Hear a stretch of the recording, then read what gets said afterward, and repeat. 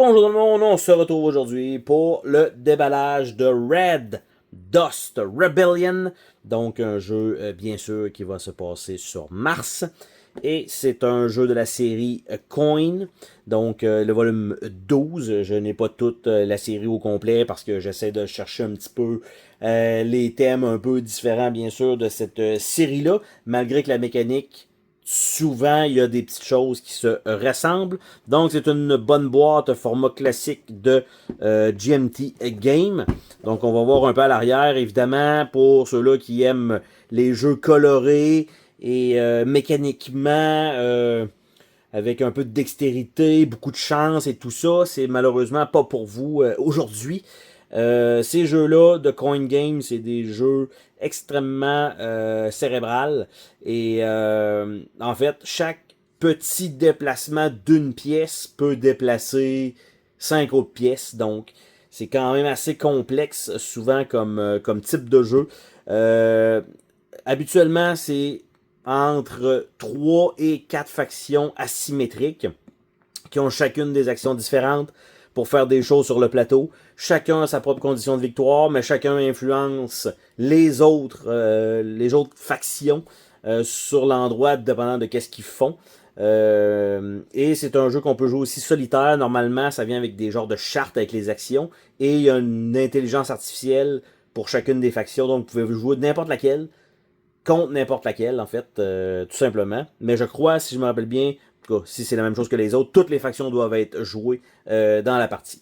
Donc on va avoir une coupe de trucs, on va avoir un plateau de jeu, une coupe de cartes, beaucoup évidemment de jetons en bois, ce qui fait la force un peu de cette série-là. Donc quand même d'habitude des bons composantes. Donc on va ouvrir ça ensemble. Donc une boîte quand même relativement épaisse. Donc on parle d'un 2.4, donc relativement classique. On a d'habitude 2 livres. Je pense que ça va être effectivement le cas dans ce... On a le Playbook et on a le Rulebook. Donc, et on a un Rules and Reference Booklets. Donc, on a 3 livres cette fois-là. Donc, c'est un peu plus que d'habitude. C'est un genre de petit papier... en tout cas, un petit papier pas intéressant. Donc, le Playbook, de la manière que ça se passe, en fait, c'est que ça nous indique un peu quoi faire, quoi placer, bon, les conditions de victoire. Mais là, à un moment donné, ça nous indique... Oh!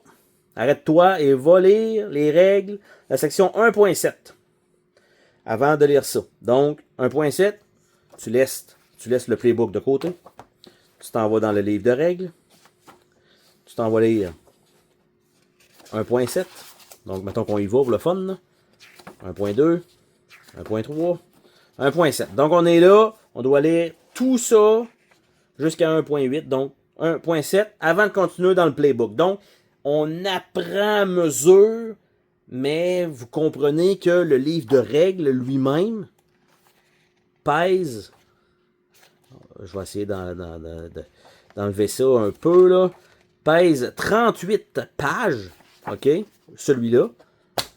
Le playbook, pour apprendre à jouer, on va... Ça, parce qu'il y a un peu d'histoire quand même en arrière de tout ça. Donc, ça a l'air d'être des genres de bouts d'histoire, probablement, ou les cartes. On parle d'un 21 pages de playbook, beaucoup plus court que d'autres, parce que, par exemple, A Distant Plane, qui est vraiment, en tout cas, à date, le meilleur pour moi de cette série-là que j'ai pu essayer, bien sûr. Le livre de règles était d'un 66 ou 68 pages, et le playbook était la même chose. Donc, très long à apprendre. C'est comme un 4, 5, 6 heures de lecture. Puis après ça, on commence à jouer. Donc, on a 2 livres. Et on a ici les cartes. Les références de cartes, de ce que j'aurais compris. Mais ça continue à 8 points quelque chose. Donc, Rules and Reference Booklet. Donc, on continue avec ça. Donc, 3 livres. Il fallait le faire. Donc, on a les factions ici, probablement. Donc, au lieu d'avoir ça, peut-être sur le plateau, d'habitude, on a toujours ça sur le plateau. Là, ça va être un peu différent, bien sûr, parce que ça va être un peu plus fantastique. Pas fantastique, de science-fiction. Donc, Church of the Reclaimer, donc l'église des Reclaimers.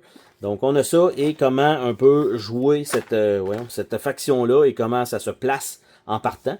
On a le Red Dust Movement. Donc, on a les bases ici. Et on voit que celui-là ici a beaucoup plus de bases, donc jusqu'à 15, par exemple. Et les forces, le nombre de forces, c'est pas pareil. Donc, les genres de disques, qui vont évidemment vouloir dire quelque chose, je crois que c'est les bases, en fait. Et 20, le genre d'unité. Tandis que le Red Dust Movement, ben, c'est 9 à 30. Donc, on a ça. Après ça, on a la corporation, ou les corporations. Donc, on voit les valeurs, c'est complètement différent dessus. Évidemment, les setups, tout différents. Le gouvernement martien, donc en bleu. Et on a le gouvernement de la Terre, donc possiblement peut-être une faction, peut-être, j'allais dire, parce que ça doit être 1 à 4, là, je m'attends, là, le jeu, j'ai pas vu dessus, mais je m'attends à ce que ce soit ça. Probablement une faction peut-être, comment j'allais dire ça, neutre, et voilà, j'ai fini par le dire, j'ai trouvé mes mots.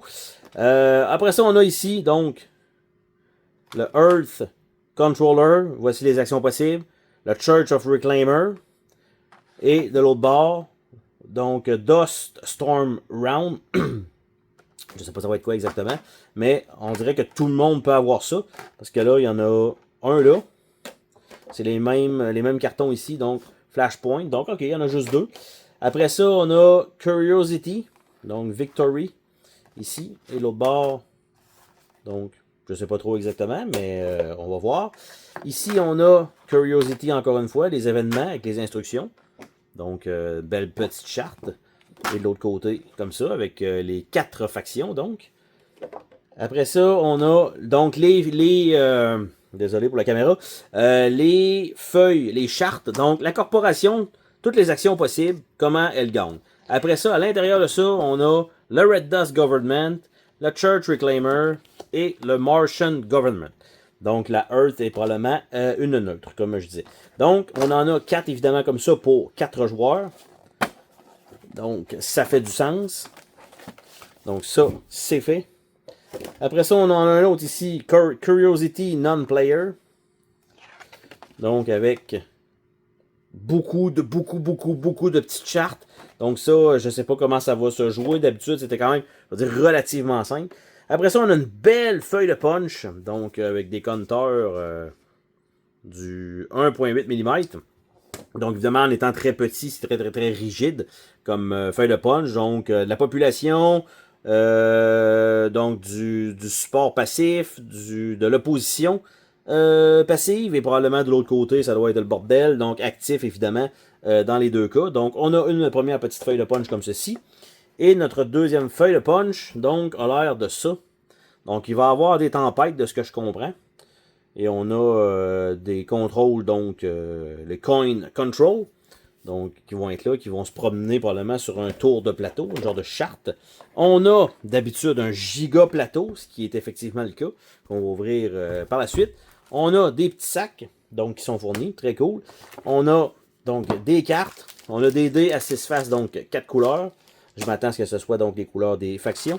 On a ça ici, donc avec un genre de petite roue comme ça, métallisée. Par la suite, on a ceux-là ici qui ont le symbole évidemment de faction. On a le genre de rouge ici. On a des cylindres bleus qui sont probablement la faction, peut-être les terriens. Donc on a ça. On a ici les genres de bases noires comme ça. L'autre côté sont en orange. On a ceux-là en noir comme ça. On a les rouges. Donc tout ça. Après ça, un petit paquet de cubes. Des petits pions normaux là-dedans. Donc tout en bois. Oui, mesdames et messieurs. Après ça, on a une autre série de cartes ici. Une autre série de cartes ici. Et une autre série de cartes. Et en dessous de ça, je pense qu'on n'a absolument rien. On va aller voir pareil. Ou la forme. Pour ceux que d'habitude, je le fais tout le temps, puis là, je ne le ferai pas. Ça serait un peu dommage de rater quelque chose. Donc, on a fait ça. On va ouvrir les cartes ensemble. Donc, quand même, pas mal de cartes. Je ne m'attendais pas à autant. Autant de matériel. D'habitude, c'est un peu plus sobre. Au niveau du nombre de cartes, surtout. C'est souvent un seul paquet unique avec des événements à l'intérieur. Donc là, on a deux formats différents. Donc, on a ça ici qui a l'air d'être j'allais dire des cartes d'aide, mais c'est pas effectivement le cas parce qu'elles sont pas toutes pareilles. Donc, on a ici A jusqu'à F. Donc, et on a FF, EE, DD, CC, BB et AA. Donc, je ne sais pas exactement à quoi ça va servir. Mais on a Corps, donc avec les chartes qu'on avait. On a les R&D, les RDN, ben même pas, c'est juste RD avec les valeurs ici. Et ici, on a les CR. Donc, je pense pas que ça vaille le coup de se rendre plus loin, mais on voit ici qu'il y a quand même... Est-ce qu'il y a telle affaire? Non, fais ça. Si oui, donc continue. Fait que probablement que selon ce qu'on a besoin de faire, je sais pas si on tourne une carte, si on va voir avec le type d'événement, probablement que c'est ça. Et il y a l'air d'avoir deux côtés avec évidemment pas le même texte. Donc, on a ça qui va s'ajouter en plus. Après ça, on a... Je pensais que ça allait être des cartes dans un seul unique deck, mais là, de ce que je comprends, chacun, peut-être des joueurs, aurait son propre deck de cartes, ce qui ferait différent de ce que j'ai connu dans les coin games. Donc ici, on a les Reclaimer Assets Card. Donc il a l'air d'être tout ça. Après ça, je vais ouvrir l'autre. Les Red Dust Campaign Card. Donc évidemment, la faction des Red Dust, qui est aussi le nom du jeu, visiblement. Donc, on va ouvrir ça ensemble. Donc, lui est un petit peu moins épais. Donc, on a ça. Et le dernier, ben là, ça a plus l'air d'être un deck un peu plus commun. Donc, j'essaie de nous ouvrir ça. C'est encore une fois un genre de petit plastique qui s'étire et je suis en train de décoller mon ongle de mon doigt en forçant. Donc, vu que la peau se tortille un peu, c'est vraiment dommage. Vous voyez à peu près là, comment je suis rendu à essayer de l'ouvrir à la chaleur à force de forcer après, mais il semblerait que non, c'est pas suffisant encore. Donc il nous manque toujours juste un petit peu. Tu sais, une genre de petite ligne, là, une petite lisière pour ouvrir les cartes. Là. Ah, ça nous fait pas chier là. Tu sais, ça coûte pas grand chose, je pense, de plus de le faire. C'est toujours plus le fun pour le consommateur. Mais en même temps, il semblerait que personne se plaint jamais de toute façon. Donc, la grosse série de cartes, quant à elle, donc, quand on regarde, ils ont des numéros, donc pour le mettre 49 à 1, et, même pas j'allais dire 49 à 1, mais c'est faux, fait que c'est 49 en montant. Donc, Dust Storm, on a plusieurs icônes. Si je ne me trompe pas, c'est dans l'ordre dans lequel les factions vont jouer. Parce qu'on voit toujours comme la prochaine carte, où on peut aller chercher la carte, mais tout dépendant de qui est premier, va pouvoir prendre le truc du bas. Je me rappelle plus exactement, c'est quand même très longtemps, mais c'est un peu ce genre de principe-là. Évidemment, ils nous ont mis des images. D'habitude, c'est des vraies images. Par exemple, quand on a le conflit au Vietnam, ou A Distant Plain, qui était plus un genre de guerre en Irak, 1985-95 à peu près. Là. Donc, là, ici, évidemment, c'est un peu plus science-fiction, bien sûr. Ben, en fait, c'est très science-fiction. Donc, on va voir un peu cet univers-là, si ça fonctionne bien. Parce que là, il y a quand même beaucoup de matériel, comme je disais. Beaucoup les jetons pas tant différents. Le fait d'avoir 3 livres de règles, je suis comme pas sûr. On verra bien. Les Red Dust Campaign Card, donc sont dans ce sens-là. Donc, Present Labor Revolt, Dock Worker Lockout, Transport Worker, Water Reclamation Worker, Mothers of Mars, Torture Video League, Earth Base Endorsement, Legal Injunction, General Strike, Cutoff, Red Wave Election, et on retourne avec celle-là. Et de l'autre côté, donc les Reclaimers, donc quand même un bon deck. Donc on a quand même beaucoup de cartes. Donc ils sont là. Donc évidemment, on voit toujours, je ne sais pas si ça va être des capabilities jusqu'à la fin comme ça, qui prennent quand même une bonne partie de l'image. Et là, je pensais que ça allait être la même chose, mais on voit que c'est la même image, mais c'est juste pas le même texte. Ça, un peu dommage par contre, qu'il ait réutilisé plusieurs fois la même carte. Ça, c'est ce qui s'appelle, à un certain moment donné, on va dire, manquer possiblement de budget pour les images, parce que ça coûte quand même extrêmement cher faire des images, mais quand même, ça aurait pu être bien. Puis on recommence, c'est les mêmes genres d'images qu'on avait tout à l'heure. Donc, c'est les mêmes images qui se répètent. Là, j'essaie de me fier un peu à ça pour voir quand est-ce que je vais avoir cyclé. Et voilà, donc CR1. Donc ça, un peu dommage pour cette partie-là. Et là, on va regarder ensemble le plateau de jeu. Toujours la partie cool, en tout cas, de ces jeux-là. Voir un peu de la manière dont ils ont pensé à faire leur plateau de jeu. Parce qu'il y a quand même d'habitude beaucoup de règles et de trucs à se souvenir, en fait. Et donc, là-dessus, d'habitude, il n'y a pas d'aide de jeu. Il y a un ordre, il y a la charte de points. Donc, évidemment, c'est un très gros plateau. Donc, qui va être un peu, j'allais dire, pénible à ouvrir, mais ben oui. Ben oui. Et probablement que derrière le plateau, il n'y a absolument rien. Et je vous confirme, c'est tout noir comme ça. Et donc, c'est un giga plateau. Je vais nous dézoomer, je suis même pas sûr que tout va rentrer dans la prise. Et oui, tout rentre. Donc, et voilà. Donc, on a une charte en haut de 0 à 50. On a ici, donc, un transit avec la Terre. On a un genre de vaisseau ici. On a Phobos, je ne sais pas ça va servir à quoi. On voit ici qu'il y a des genres de satellites. On a Tarsit Montes, donc une partie ici de ville avec les sections donc qui sont dessus. On va mettre évidemment des jetons là-dessus. On voit aussi qu'il y a des jetons ici pour le même mettre des bases, je suppose, avec 4 grosses villes ici. On a Arabia Terra qui est là-bas. On a The Wilderness en plein milieu. Je ne sais pas s'il va y avoir des combos ou quoi que ce soit qui va se passer là.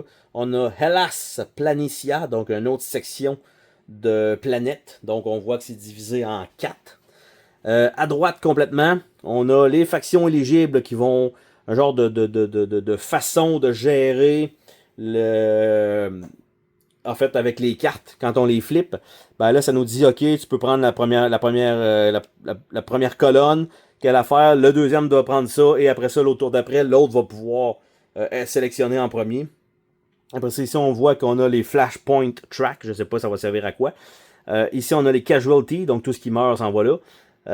La population qui a été déplacée, l'overflow ici en bas, et on a, je sais pas, probablement quand on arrive à un certain nombre de quelque chose, le gouvernement de la Terre, donc la confidence plutôt. Donc on a quand même quelques trucs qui vont probablement apparaître, mais somme toute, visuellement, très sobre. C'est jamais évidemment la grosse affaire du côté de GMT là-dessus de faire des plateaux très intéressants. Mais là, cela, ben, ça va être quand même pas si mal. Peut-être, écoute, c'est mon point de vue à moi. Peut-être que, vu qu'il n'y a comme pas de lien nécessairement entre les territoires ici, peut-être que ça aurait pu être 4 plateaux ou 5 plateaux différents qui permet peut-être de mieux se placer sur la table parce que ça donne comme pas de lien entre ça et ça et ça et ça, tu sais. C'est plus là où je trouve que, tu sais, en sachant, mettons, ça c'est le plateau principal, on l'a remis dans le milieu, ah ça, il y a juste 2 factions qui peuvent aller dessus, ça sert à rien que tout le monde l'aille en plein milieu de la table, je sais pas. Mais ça, c'est juste une petite partie de layout comme ça, peut-être, qui serait améliorée. Évidemment, n'ayant pas joué, je peux pas vous garantir ce que je dis là, mais visuellement, parce que de mettre un truc de designer ici, tu sais, comme ça aurait pu être probablement un autre board à côté de plus. Ça, parfait à droite, on le plie en deux, on le sort quand on en a besoin pour le mettre sur la table. Donc, peut-être ça aurait pris pas nécessairement moins de place, je pense, mais potentiellement pouvoir mieux arranger la table. Parce qu'avec les chartes qui vont être là, mettons qu'on dit 4 joueurs, chacun a sa charte, chacun a son petit plateau pour sa faction. On va avoir les règles qui vont être ouvertes évidemment en même temps. Donc ça va faire quand même pas mal de trucs sur la table. Donc peut-être ça aurait été la même grosseur, juste qu'on aurait pu mieux le moduler. Mais ça, c'est une préférence personnelle. Donc c'est ce qu'on avait dans cette boîte-là. Donc de Red Dust. Et j'allais dire Red Dust Redemption, c'est comme c'est Red Dust Rebellion. Donc j'étais quand même pas si loin que ça quand même avec mon Redemption. Puis là, évidemment, ça rentrera pas correctement, mais c'est pas grave parce que je vais nous sliver ça une fois que la vidéo va tomber hors ligne après. Donc, sur ce, on se dit à la prochaine pour une autre vidéo. Salut tout le monde!